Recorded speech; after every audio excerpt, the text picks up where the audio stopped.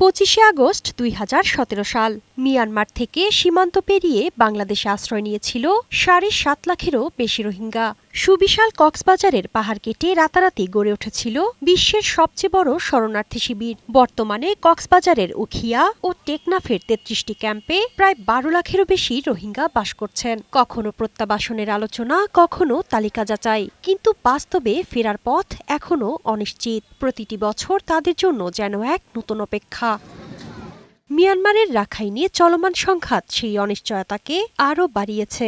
নাগরিকত্ব, নিরাপত্তা ও অনুকূল পরিবেশ নিশ্চিত না হলে তাদের ফেরত পাঠানো সম্ভব নয় বলে মনে করছেন সংশ্লিষ্টরা। We only want repatriation with dignified and with our right, with our citizenship. সুন্দরভাবে আর রিফিউজি আর জিন্দেগি হারানো পারে হারগা তোরে রিসার্চ সারা ইন্দলা খনিগরা জারগার বুলিতার বুলিনা করে আইবা দুম ফালা আজিয়া যাইবো খালিয়া যাইবো এঙ্গুতি দেশত মাঝে আর তাইবার খনক কথা আছে না ভাই আরা দেশ মারা নিরাপত্তা আছে আরা জানার গ্যারান্টি লই সেইটি লই আরা এঙ্গুরি দিলে আরা দেশ মারা দেবে।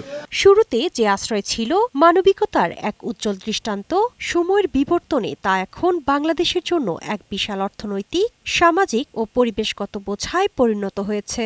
হাইতলতিও দুপার হষ্টয় জামাইয়া নাই বেশি হষ্ট আছে আরা ফুয়াসুয়ার লেখাপড়া মুশকিল হাদার আর খানের মধ্যে যাইও আর খানের মধ্যে লড়াইও নসাই আর যুদ্ধও নসাই।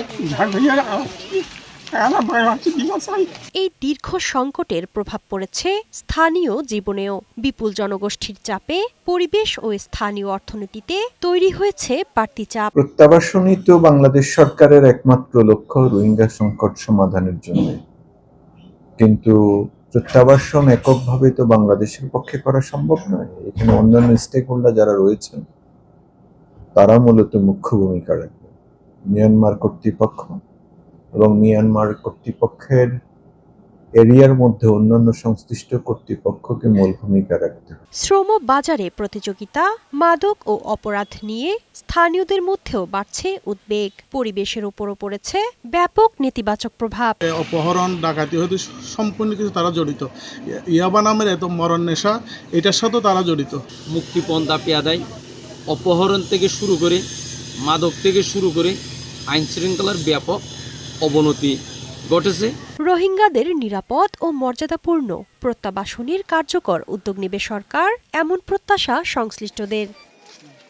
শারমিন রিমি, বৈশাখী সংবাদ।